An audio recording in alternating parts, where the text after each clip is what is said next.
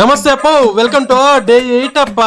ఈ రోజు చేసిన తుత్తర విషయాలన్నీ ఈ వీడియోలో చెప్పుకుందాం అప్ప. ఆ తుత్తర విషయాలు తెలుసుకునే ముందు మీకు ఒక విషయం చెప్పాలి. మా కాళేశ్వరంలో ఉండే పాత బ్రిడ్జి ఇప్పుడు కాదప్ప, బ్రిటిష్ కాలంలో కట్టింది అది. ఈ రోజు విషయాలకు వస్తే జిమ్ కి వెళ్లే ముందు మా ఓన్ ఎక్కించుకుపోతాం నెత్తుకుని కొట్టేసుకుని కూర్చున్నా. వచ్చినాడు చూడు మన హీరో. ఈ రోజు జిమ్ కి వెళ్ళగానే షోల్డర్స్ అన్నారప్ప.